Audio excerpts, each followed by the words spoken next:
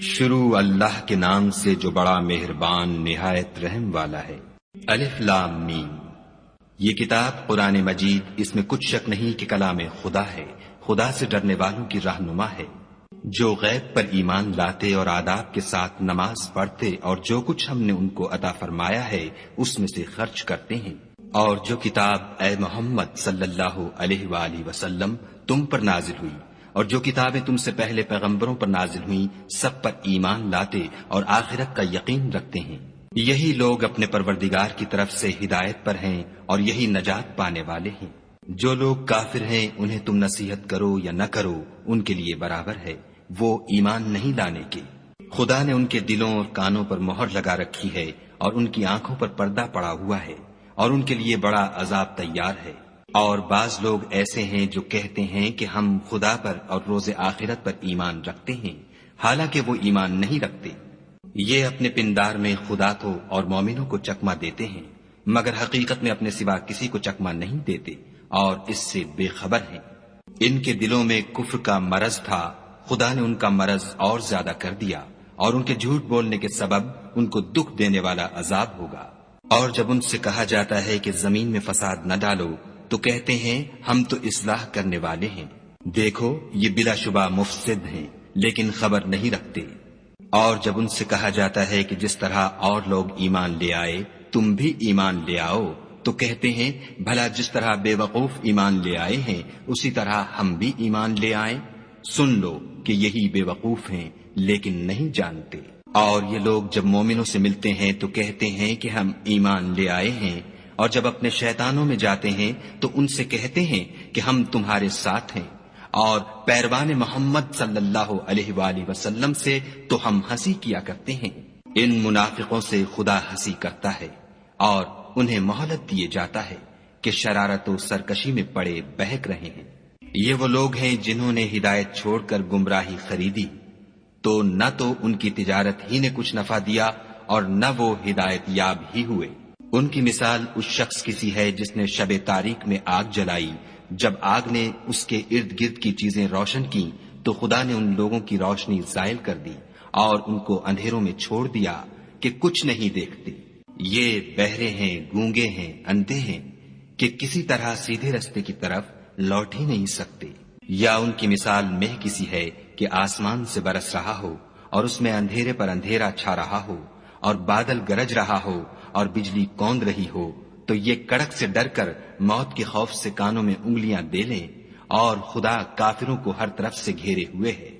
قریب ہے کہ بجلی کی چمک ان کی آنکھوں کی بصارت کو اچک لے جائے۔ جب بجلی چمکتی اور ان پر روشنی ڈالتی ہے تو اس میں چل پڑتے ہیں، اور جب اندھیرا ہو جاتا ہے تو کھڑے کے کھڑے رہ جاتے ہیں۔ اور اگر خدا چاہتا تو ان کے کانوں کی سنوائی اور آنکھوں کی بینائی دونوں کو زائل کر دیتا، بلا شبہ خدا ہر چیز پر قادر ہے۔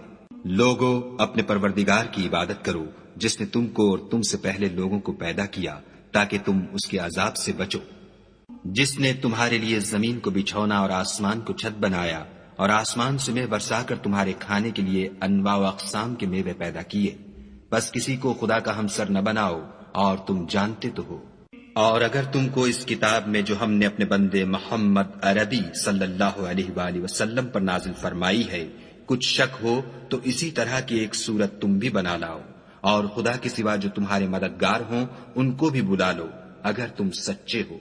لیکن اگر ایسا نہ کر سکو اور ہرگز نہیں کر سکو گے تو اس آگ سے ڈرو جس کا ایندھن آدمی اور پتھر ہوں گے اور جو کافروں کے لیے تیار کی گئی ہے۔ اور جو لوگ ایمان لائے اور نیک عمل کرتے رہے ان کو خوشخبری سنا دو کہ ان کے لیے نعمت کے باغ ہیں جن کے نیچے نہریں بہ رہی ہیں، جب انہیں ان میں سے کسی قسم کا میوہ کھانے کو دیا جائے گا تو کہیں گے یہ تو وہی ہے جو ہم کو پہلے دیا گیا تھا، اور ان کو ایک دوسرے کے ہم شکل میوے دیے جائیں گے، اور وہاں ان کے لیے پاک بیویاں ہوں گی اور وہ بہشتوں میں ہمیشہ رہیں گے۔ خدا اس بات سے آر نہیں کرتا کہ مچھر یا اس سے بڑھ کر کسی چیز مثلاً مکھی مکڑی وغیرہ کی مثال بیان فرمائے۔ جو مومن ہیں وہ یقین کرتے ہیں کہ وہ ان کے پروردگار کی طرف سے سچ ہے، اور جو کافر ہیں وہ کہتے ہیں کہ اس مثال سے خدا کی مراد ہی کیا ہے۔ اس سے خدا بہتوں کو گمراہ کرتا ہے اور بہتوں کو ہدایت بخشتا ہے، اور گمراہ بھی کرتا ہے تو نافرمانوں ہی کو۔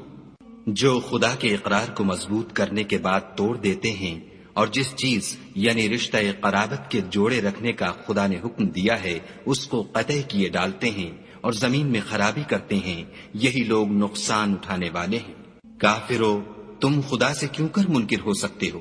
جس حال میں کہ تم بے جان تھے تو اس نے تم کو جان بخشی، پھر وہی تم کو مارتا ہے، پھر وہی تم کو زندہ کرے گا، پھر تم اسی کی طرف لوٹ کر جاؤ گے۔ وہی تو ہے جس نے سب چیزیں جو زمین میں ہیں تمہارے لیے پیدا کی،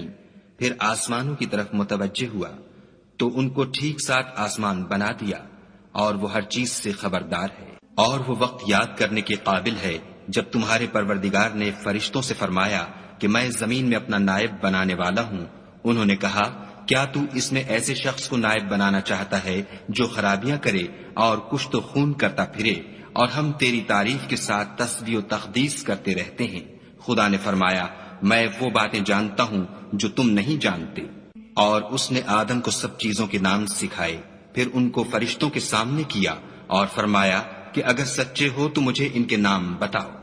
انہوں نے کہا، تو پاک ہے، جتنا علم تو نے ہمیں بخشا ہے اس کے سوا ہمیں کچھ معلوم نہیں، بے شک تو دانا اور حکمت والا ہے۔ تب خدا نے آدم کو حکم دیا کہ آدم، تم ان کو ان چیزوں کے نام بتاؤ۔ جب انہوں نے ان کو ان کے نام بتائے تو فرشتوں سے فرمایا، کیوں میں نے تم سے نہیں کہا تھا کہ میں آسمانوں اور زمین کی سب پوشیدہ باتیں جانتا ہوں، اور جو تم ظاہر کرتے ہو اور جو پوشیدہ کرتے ہو سب مجھ کو معلوم ہے۔ اور جب ہم نے فرشتوں کو حکم دیا کہ آدم کے آگے سجدہ کرو تو وہ سب سجدے میں گر پڑے، مگر شیطان نے انکار کیا اور غرور میں آ کر کافر بن گیا۔ اور ہم نے کہا کہ اے آدم، تم اور تمہاری بیوی بہشت میں رہو اور جہاں سے چاہو بے روک ٹوک کھاؤ پیو، لیکن اس درخت کے پاس نہ جانا، نہیں تو ظالموں میں داخل ہو جاؤ گے۔